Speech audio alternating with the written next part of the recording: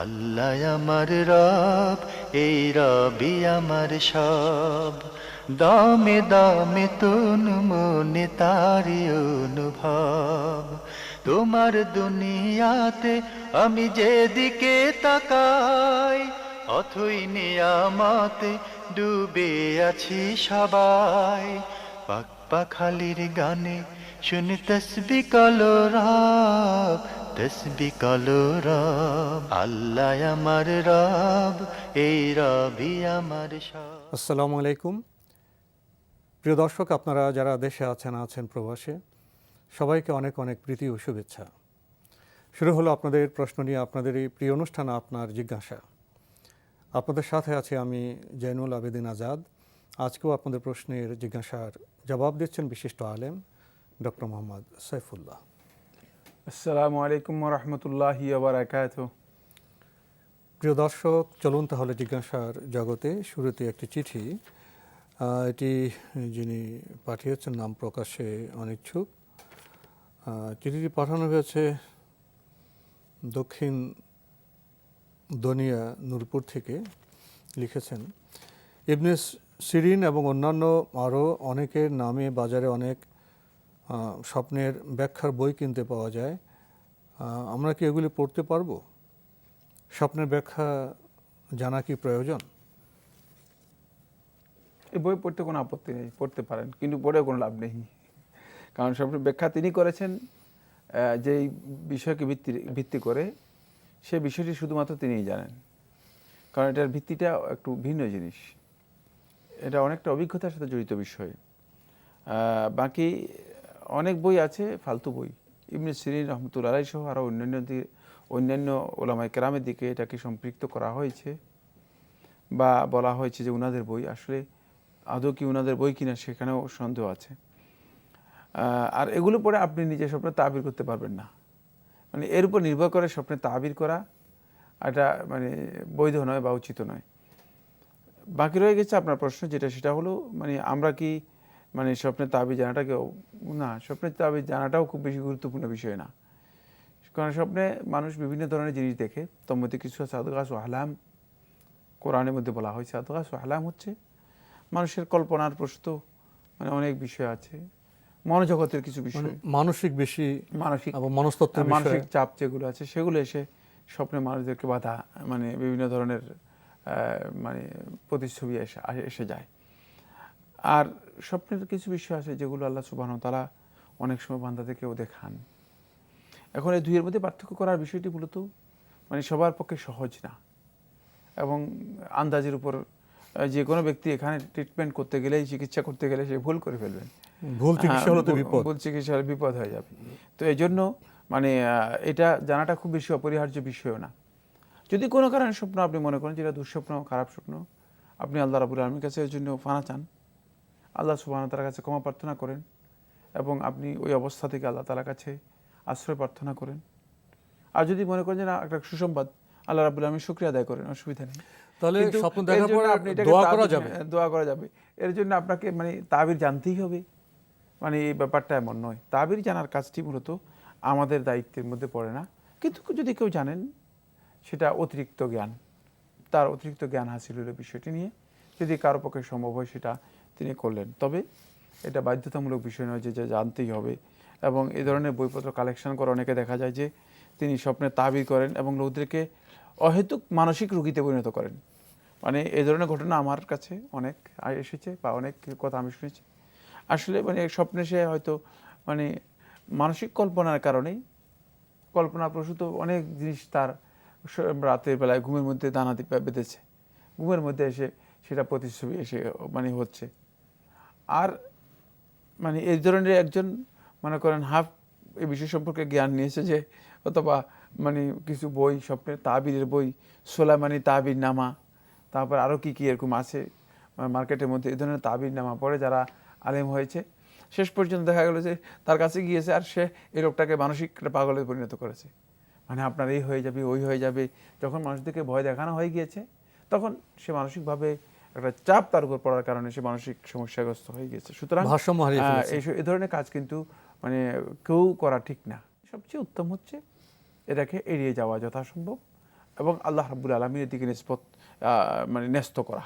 যদি আল্লাহ সুবহানাহু ওয়া তাআলার দিকে ন্যস্ত করেন, তাহলে আপনি এই যে সমস্যা আছে, সমস্যাগুলো থেকে আপনি নিজেকে মুক্ত রাখতে পারলেন। আপনি আরও লিখেছেন, আমাকে একজন বলেছেন বাথরুমে যেহেতু খুফসি আর খাবাইশ থাকে তাই বাথরুমে নিজের কোনো কাপড় রেখে দিতে হয় না। এটা কি ঠিক বক্তব্য? না, এ বক্তব্যের কোনো বিশুদ্ধতা নেই। বাথরুমে নিজের কাপড় রাখা না জায়েজ নয়, কাপড় রাখা জায়েজ, সাবান রাখা জায়েজ, প্রয়োজনীয় বাথরুমের প্রয়োজনীয় জিনিসপত্র রাখা জায়েজ রয়েছে। খুবস খাবাইজ সবসময় থাকে, ব্যাপারটি এমন নয়। তবে আল্লাহ নবী সাল্লাল্লাহু আলাইহি ওয়াসাল্লাম মানে সতর্কতার জন্যই মূলত খবস এবং খাবাইজ থেকে আশ্রয় প্রার্থনা করতে বলেছেন, এবং বাথরুমে ঢোকার সময় রাসূলুল্লাহ সাল্লাল্লাহু আলাইহি ওয়াসাল্লাম এই দোয়া আমাদেরকে শিক্ষা দিয়েছেন, আল্লাহুম্মা ইন্নী আউযু বিকা মিনাল খুবুসি ওয়াল খাবায়েথ। এটা শিক্ষা দিয়েছেন নবী সাল্লাল্লাহু আলাইহি ওয়াসাল্লাম সতর্কতার জন্য, যে সবসময় বাথরুমের মধ্যে মানে খবস আর খাবায়েস রয়েছে, আপনি গেলেই আপনাকে ধরে ফেলবে, মানে ব্যাপারটা এমন নয়।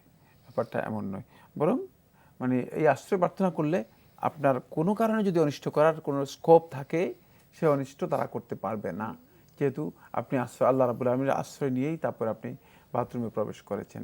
এই জন্য রাসূলুল্লাহ সাল্লাল্লাহু আলাইহি ওয়াসাল্লাম এটা আমাদেরকে শিক্ষা দিয়েছেন।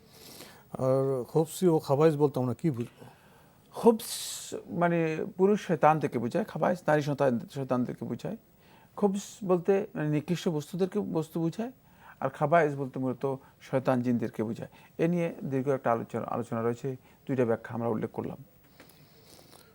আপনি আরও লিখেছেন, স্বর্ণ রৌপ্য ক্রয় বিক্রয়ের ক্ষেত্রে স্বর্ণ রৌপ্য আদান প্রদানের সাথে সাথে অর্থ পরিশোধ করতে হবে, নইলে সুদ হবে। বিক্রেতা দোকান থেকে বেরো হতে পারবেন না কোনো কারণে, ওই বৈঠকে সমস্ত লেনদেন শেষ করতে হবে। মশলাটা কি এরকম? জি, স্বর্ণরূপের লেনদেন নগদ লেনদেন হতে হবে, বাকি লেনদেন হারাম, জায়েজ নেই। যেহেতু বাকি লেনদেন হলে সেখানে স্বর্ণ এবং রূপের মানে দামের মধ্যে মানে কম বৃদ্ধি হয়ে যেতে পারে, এবং সেখানে সুদের সম্ভাবনা রয়েছে। এই জন্য রাসূলুল্লাহ সাল্লাল্লাহু আলাইহি ওয়াসাল্লাম সরফের ক্ষেত্রে নগদ লেনদেনকে বাধ্যতামূলক করেছেন। বিক্রেতা দোকান থেকে বের হতে পারবেন না, বিক্রেতা দোকান থেকেও বের হতে পারবেন না কোনো কারণে? না, মানে এটা অতিরিক্ত কথা। লেনদেন মানে লেনদেন শেষ করে বের হয়ে যাবেন। শেষ করবেন, হ্যাঁ। দোকান থেকে তার যদি টয়লেটে যাওয়ার প্রয়োজন হয়, তিনি বের হবেন না কেন? বের হতে পারবেন। মানে সেটা মানে যেন ধারাবাহিকতা ক্ষুণ্ণ না হয়। লেনদেনটা কমপ্লিট করতে হবে। লেনদেনের মধ্যে কোনোভাবে যাতে করে বিচ্ছিন্নতা না আসে, সেটা কমপ্লিট করাটাই হচ্ছে এখানে মূল উদ্দেশ্য। জি, লিখেছেন, টিউব মেহেদি হাতে দিলে একটা আবরণের মতো দেখা যায়, এটা দিয়ে কি অজু হবে? মনে হয় না কোনো আবরণের বিষয়টি, এটা মানসিক আবরণ। মানে টিউব মেহেদির মধ্যে মূলত কোনো আবরণ থাকে না। তবে টিউবের মধ্যে ইদানিং আমরা যতটুকু মানে জানতে পেরেছি, সেখানে কিছু কেমিক্যাল ব্যবহার করা হয়ে থাকে, যেটা অনেক ক্ষেত্রেই স্কিনের জন্য ক্ষতিকর হতে পারে। এই জন্য এটাকে মানে পরিহার করা উত্তম আর স্বাস্থ্যগত দিক থেকে। বাকি এটার উপর যে আবরণ আপনি বলেছেন, এই আবরণের বিষয়টি মানে আপনি খুব সবচেয়ে ভালো জানেন। আমি যতটুকু জানি যে না, এ ধরনের কোনো আবরণ মানে আমি দেখেছি বা কেউ লক্ষ্য করেছে, এটা আমার জানা নেই। লিখেছেন, আলতা ব্যবহার করা কি জায়েজ? আলতা বলতে আপনি যেটা বুঝিয়েছেন সেটা আমি ভালো করে বুঝতে পারিনি। সেটা যদি রং জাতীয় হয় আর সে তার উপর যদি কোনো আবরণ না থাকে, সেটা ব্যবহার করতে কোনো আপত্তি নেই। আর যদি রং জাতীয় হয় কিন্তু আবরণ আছে, তাহলে তিনি উজু করে পরবেন, এরপরে আবার পরবর্তী সময় রিমুভ করে তারপর আবার মানে প্রয়োজনীয় উজু করবেন। আরও লিখেছেন, মহিলাদের নাম না বলে অমুকের স্ত্রী, অমুকের মা, মেয়ে এভাবে বলা কি উত্তম? এটা সৌজন্যতা। নাম বললে একটু মানে সৌন্দর্য নষ্ট হয়, শালীনতা নষ্ট হয়, এবং আপনি নামের মাধ্যমে মানে তাকে অন্যদের কাছে ডিসক্লোজ করে দিলেন, এমন এটা মানে কেমন জানি মানে মনে হয় যেন যতটুকু ইয়ে আছে, শালীনতা আছে, শালীনতার বাইরে চলে গেলেন। কিন্তু আপনি মনে করেন আপনার ছেলের নাম অনুযায়ী উম্মে আম্মার বললেন, মানে আম্মারের মা, তাহলে একটু শালীন হয় আর কি। এবং আরবরা এই ধরনের ব্যবহার করে থাকে। কিন্তু নাম বলাটাও না জায়েজ, এটা বলার সুযোগ নেই, নাম বলাও জায়েজ রয়েছে। আরও লিখেছেন, ইদানিং অনেক মায়েদের রত্নগর্ভা বলেন, যেহেতু তাদের ছেলেমেয়েরা সমাজে প্রতিষ্ঠিত সবাই। তো প্রশ্ন হলো, রত্নগর্ভা এই বিশেষণটা দেয়া কি ঠিক আছে? হ্যাঁ, বিশেষণটা আসলে ইসলামী দৃষ্টিভঙ্গিতে মানে এটা এমন কোনো উল্লেখযোগ্য বিশেষণ না, কিন্তু দুনিয়াবী দৃষ্টিকোণ থেকে, বাহ্যিক দৃষ্টিকোণ থেকে মানে তাদের সন্তানদের কোয়ালিফিকেশন, মর্যাদা, কন্ট্রিবিউশন, দেশ ও জাতির জন্য তারা যে ভূমিকা রেখেছে, এই জন্য তাদেরকে একটা মর্যাদা দেওয়া হলো আর কি। এছাড়া আর কিছুই না, এটা শরীয়তের কোনো বিধিবিধান নয়, জায়েজ না এটা জায়েজের মানে মাসআলা নয়। সমাজকে একটু শিক্ষার প্রতি উৎসাহিত করা। এটা মানে মানুষদেরকে উৎসাহিত করা হয়ে থাকে, আর তাকেও একটা মর্যাদা দেওয়া হলো। এই মা মানে সন্তানদের লালন পালন করেছে, এই সন্তানদেরকে শিক্ষা দিয়েছে। লালন পালন করেছে এবং সন্তানদেরকে এই পর্যায়ে নিয়ে গিয়েছে। মানে এক্ষেত্রে মায়ের যে ভূমিকাটা আছে, মানে মার প্রতি একটা মানে শ্রদ্ধাবোধ, এটাও কিন্তু অনেক সুন্দর বিষয়, সুন্দর জিনিস। মানে শরীয়ত যদিও বলে নাই যে তাকে রত্নগর্ভা নাম দাও, রত্নগর্ভা লকবে তাকে মানে ভূষিত করো, কিন্তু মানে এই লকব, এই মানে এই উপাধি বা এই ধরনের একটা তাকে সম্মান দেওয়ার কারণে, এই মর্যাদা দেওয়ার কারণে মানে অন্যরা উৎসাহিত হবে যে তাদের সন্তানদেরকে লালন পালন করার জন্য, মানুষ করার জন্য, এবং তাদের সন্তানরাও যেন ভালো হতে পারে এই চেষ্টা করার জন্য। এটা এই জন্য একটি সামাজিক বিষয়, এটা মূলত কোনো ধরনের শরঈ বা শরীয়তের বিষয় নয়।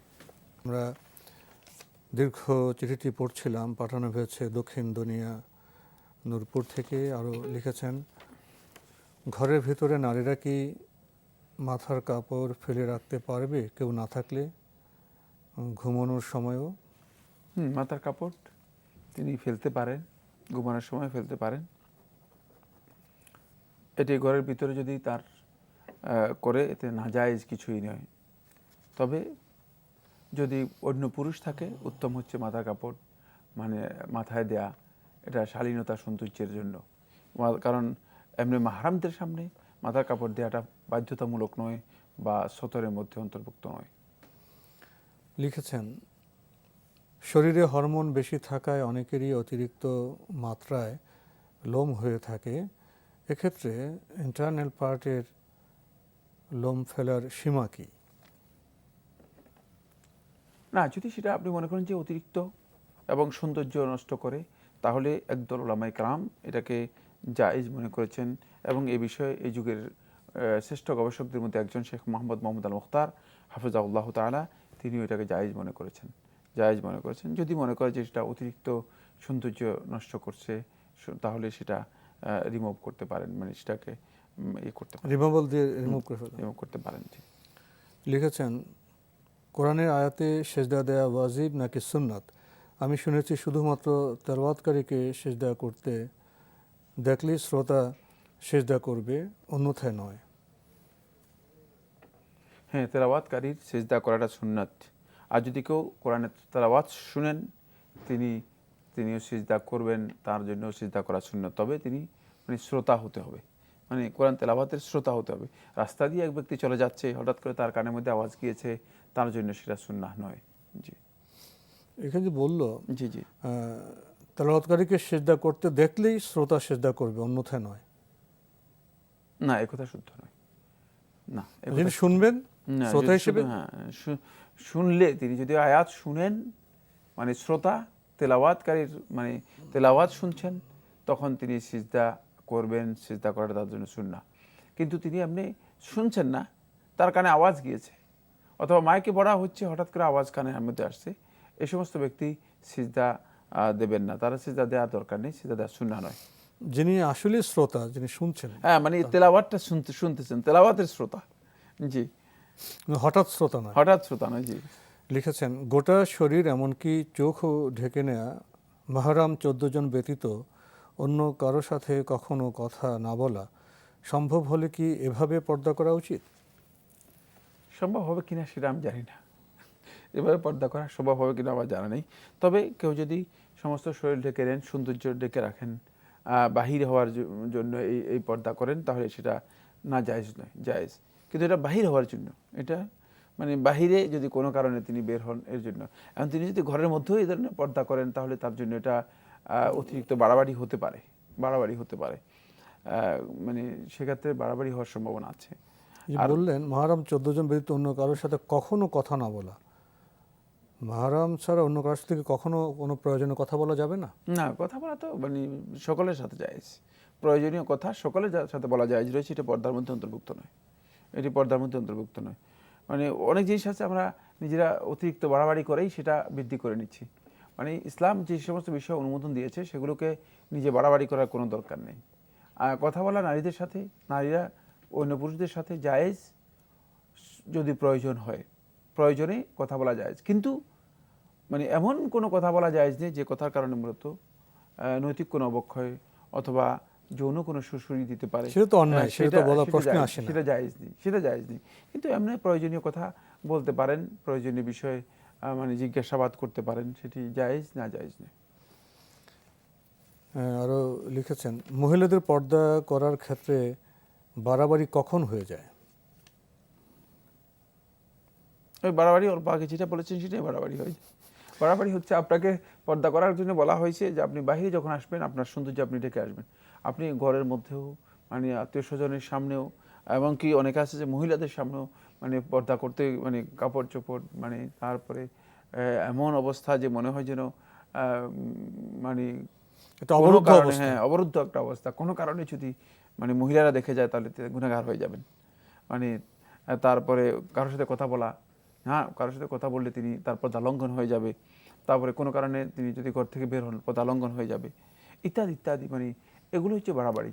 বাড়াবাড়ি হচ্ছে শরীয়তে যে নির্ধারিত বিধান আছে সে বিধানকে লঙ্ঘন করে মানে সেটাকে অতিরিক্ত করে নেওয়ার জন্য চেষ্টা করা, এটাই হচ্ছে বাড়াবাড়ি। শরীয়ত যতটুকু অনুমোদন দিয়েছে ততটুকুই করা, এটাই হচ্ছে মানে বিধান। এর চেয়ে অতিরিক্ত করাই, আপনি হয়তো মনে করছেন যে অতিরিক্ত করলাম মানে ভালো করলাম না, এটা অতিরিক্ত করলেন মানে আপনি বাড়াবাড়ি করলেন। এই বিধান তো আল্লাহ দেননি, এই বাড়াবাড়ি নিজে বিধান দিলে তো এটা গুনাহ হওয়ার কথা আছে। এই বাড়াবাড়ি করার কোনো সুযোগ নেই। জি লিখেছেন আরব দেশগুলোতে মেয়েরা দ্বীনি এলেম কিভাবে শেখে? তারা কি কোরআন হাদিসের উপর গবেষণা করে?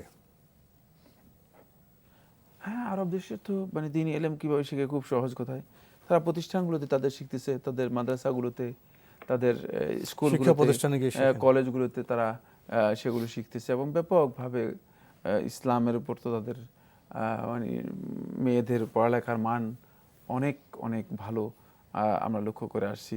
তাদের বিভিন্ন বইপত্র রয়েছে, গবেষণা রয়েছে, সুতরাং তাদের জন্য খুব সহজ হয়েছে। আর গবেষণা তো সবাই করেন না, যারা সে পর্যায়ে যাবে তারাই তো গবেষণা জি করবে। জি জি। কিন্তু তাদের জন্য সেই সহজ পদ্ধতি মানে রয়েছে, সেটা হলো তাদের সুযোগ বেশি, তারা আরবি ভাষা বোঝেন। ভাষা বুঝে এবং মানে মেয়েদের জন্য ভিন্ন ব্যবস্থা রয়েছে, সব সহজভাবে তারা ইসলাম সম্পর্কে জানা তাদের জন্য সহজ হয়েছে। লিখেছেন শুক্রবারের দোয়া কবুলের ফজিলত কি শনিবার পর্যন্ত থাকে? না, এটি শুক্রবারের জন্য শুধুমাত্র খাস। এটি সাআতুন রাসূলুল্লাহ সাল্লাল্লাহু আলাইহি ওয়াসাল্লাম ফি ইয়াউমিল জুমআতি, এই ইয়াউমুল জুমআর দিনেই শুধুমাত্র জুমার দিনটার মধ্যে অন্তর্ভুক্ত, না জুমার রাতের মধ্যে, না শনিবারের মধ্যে।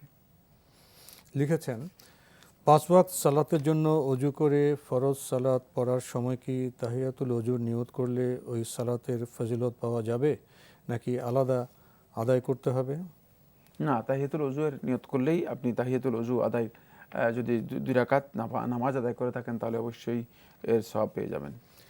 আরও লিখেছেন রাসূল সাল্লাল্লাহু আলাইহি ওয়াসাল্লামকে কি চুল দ্বারা কুফরি করা হয়েছিল? কিসের গিট খোলা হয়েছিল?